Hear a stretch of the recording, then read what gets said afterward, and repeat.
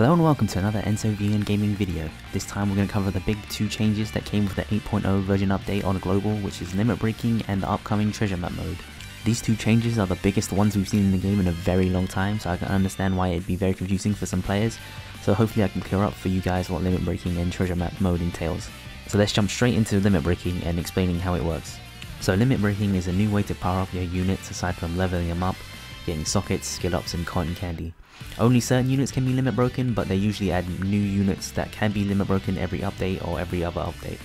Your units do have to be max level and evolved before you can begin limit breaking though, but limit breaking does carry over through super evolutions, so you don't have to worry about that. In order to actually limit break your characters, you'll need three things: mastery points on that character, the limit break materials, and enough belly to actually do it.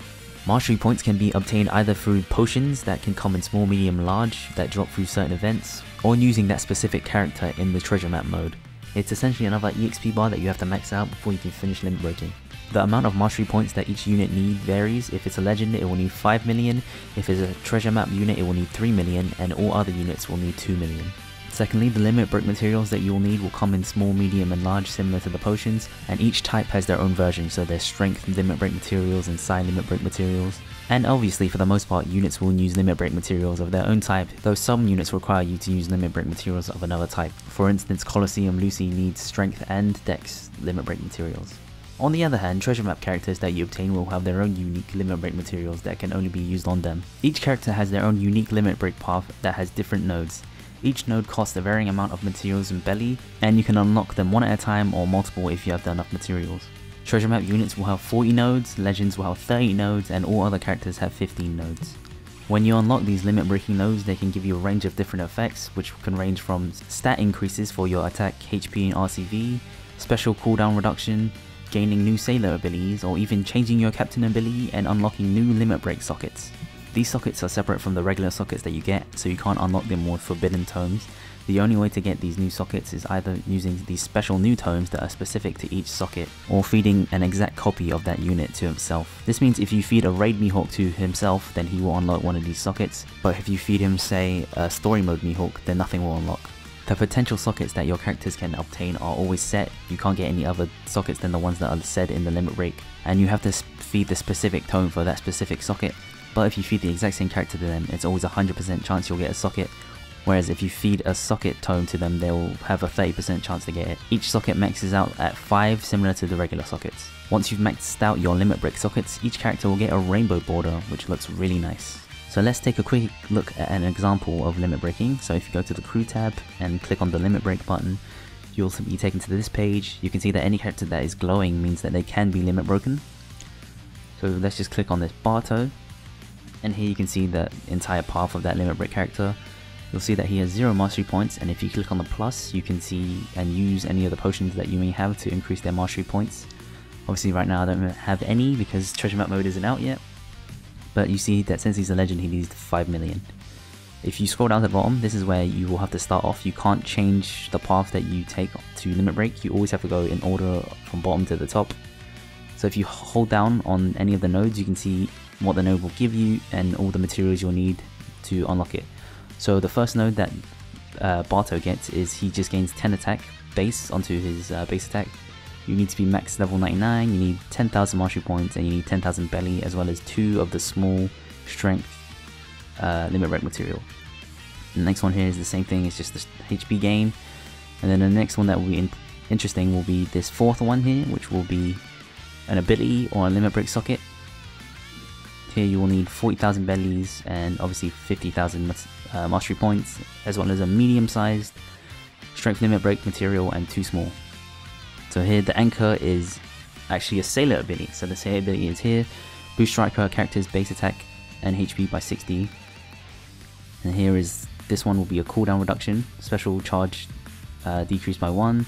See here that he actually needs some quick limit break material, and if you scroll all the way to the top, this will be a second limit break socket. If you go down to someone like Mihawk though, you can also see another special socket, which is this one, which is the captain hat. If you click on that, you see that he actually changes his captain ability. So now that he boosts slashes by 2.5 times, as well as boosting their HP. and you will see it requires one of the large limit break materials.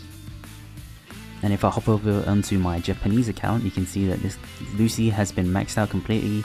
Every node is unlocked so they're glowing. You can see that he has max mastery points and all his limit break sockets have been unlocked but not maxed out. Whereas if you scroll down to someone like, say, Treasure Map Sabo, you can see that he has this nice rainbow border, and that's because if you click on him, you can see that he has these 2 sockets above his regular sockets, which are the limit break ones that are maxed out, which gives him that rainbow border. You can see here that each one of them maxes out of 5, and they are specific. You can only get these 2 limit break sockets on Sabo. Similarly, if you go down to, or up, no it is down, to this Gear 4, which is another treasure map unit, you can click on him and he has different limit break sockets. And these, you can get these 100% of the time if you feed just another treasure map Gear 4 or obviously Sabo to themselves, and they will always 100% get a random socket. But obviously since there's only like 2 or 3 that you can have, you can max them out in usually like 8. Since once you unlock the limit break socket, you always start off with 1 level of the limit break socket. So hopefully that clears up a bit about limit breaking for you. Now let's talk about treasure map mode, which will be the main way for you to get mastery points as well as limit break materials. So treasure map mode is an event that usually appears around once a month and can range from lasting about 3 to 5 days. You can access the treasure map mode by going onto the adventure tab and then clicking on the treasure map mode. You will know if one is active if the merry-go is actually glowing blue. While the event is active, you can start a new map as many times as you want during this time, but if you are in the middle of a map and the event ends, you will just be kicked out without allowing you to finish the whole map. The main reward for doing treasure map mode is limit break materials, mastery potions, and of course the treasure map character himself. This character, once you obtain him, is actually very weak unless you limit break him, as he'll have a very high cooldown on his special even if you max out his skill ups, and a pretty terrible captain ability unless you limit break it as well. For the treasure map event, you will be placed into one of 3 different leagues: the Bronze East Blue League, the Silver Grand Line League, or the Gold New World League. You can tell which one you are by going into the treasure map mode tab and then seeing which medal you have in the top left corner. If it's a Bronze Dingy Boat, you're in the East Blue League. If it's the Silver Going Merry, you're in the Grand Line League. And if it's a Gold Thousand Sunny, then you're in the New World League. The higher league you are, the better rewards you get from beating the bosses on the map and get more treasure map points usually. The first treasure map mode, your placement is dependent on your pirate level, and the future ones will be dependent on your performance on the previous treasure map mode. So if you're on the Grand Line and you don't get enough points to be in like the top 20% or whatever, it hasn't been determined yet, you'll drop down a league. Conversely, if you're in the Gingy League and you get more points than most people, then you may be moved up into the Merry-Go League. The treasure map mode itself uses a separate stamina bar from the normal extra aisle and story mode stamina bar. It maxes out at 100 and currently there's no way to increase this cap. However, you can still refill the stamina bar by leveling up or using a rainbow gem. Now onto playing the treasure map mode itself. It's very similar to kind of like Dokkan Battle or Monopoly or any other board game that you may have ever played. You spin a wheel and that determines how many spaces you move, and then you move that number of spaces. Then whatever space you land on has a certain effect. The spaces on the board can include chests, which can contain cotton candy, limit break materials and mastery point potions, treasure map points, stamina refills, or buffs and debuffs that affect your characters on this map. These buffs and debuffs can affect your stats like HP, attack and RCV for certain types and classes, or they can lower the CDs of your specials, or even increase the amount of spaces you move when you spin the spinner. You can have one buff and debuff active at one time, and they last until the end of the map, or until you pick up a new buff or debuff which will replace the buff you already have. The only exception to this are the spinner debuff and buff, since they last a certain number of turns. While going through the treasure map, you may encounter mini bosses, and if you do, even if you spin a number that will surpass them, you will have to stop at them and fight them. These mini bosses can't be dropped, but they do drop limit break materials. Once you reach the end of the map, you'll have to fight 5 bosses, the first 4 mini bosses that you might have seen on the map, and the final boss. If you fought the mini bosses before coming to the final stage, they will be weakened before you fight them again here, having roughly 30% of their max HP if this is the second time you fight them. You also have to fight the first 4 mini bosses before you can actually challenge the final boss himself. Please note though that you cannot reuse any of the units in these final 5 fights, meaning you have to use 25 unique units and 5 unique friend captains. For instance, if you're making a timeskip Luffy team, you can't use Legend Sabo on that team and then use that same Legend Sabo on another team.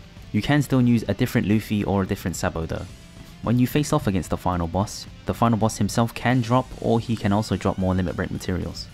So what's the point of fighting all these bosses? Well, they drop treasure map points. You can increase the amount of treasure map points you obtain if you use those boosted units that are listed on the treasure map page itself. These units are different every map, and they can range in the amount of points that they multiply. There's generally a mixture of legends, rare recruits, Colosseum, and other free-to-play units in the list of boosted units, and there's usually 2 specific treasure map units that are released in a new Sugo that will boost the treasure map points you get the most. So what's the point of treasure map points? Well, as you obtain treasure map points throughout the event, you earn rewards as you hit certain milestones.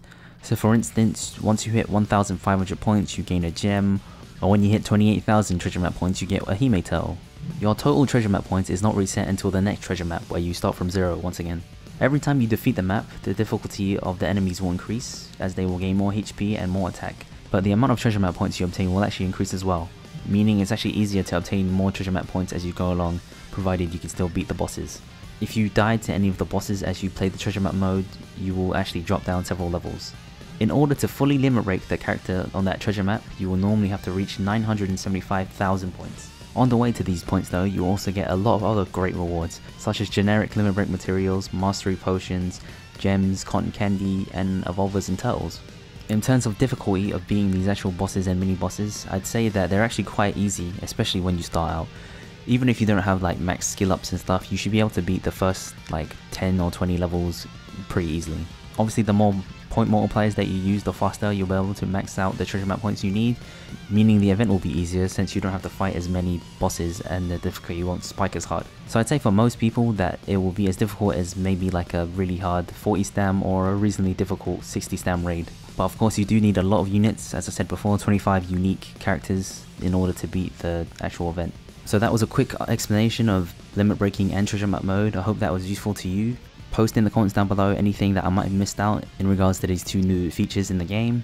Join the Discord if you have any other questions you might want to ask me. If you're feeling generous, you can donate to the PayPal. Thanks for watching, and I'll see you next time, my nakama.